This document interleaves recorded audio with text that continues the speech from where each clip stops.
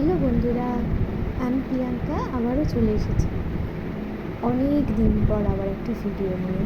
তো ভিডিও এখন সেভাবে করা হয় না, আসলে বহুদিন ধরে আমার কিছুদিন নিয়েও একটু ভুগেছি, আমিও ভুগেছি, এই জন্য সেভাবে আর ভিডিও করা হয়নি, কোনো ব্লগও ছাড়া হয়নি।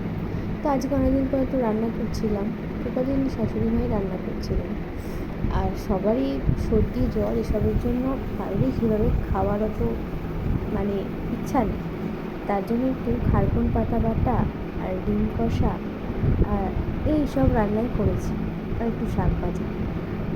একটু ঝাল ঝাল, একটু রসুন পেঁয়াজ বেশি করে দিয়ে বেশ কষা কষা রান্না খেতে এই জ্বর মুখে সর্দি মুখে না খুব ভালো লাগছিল।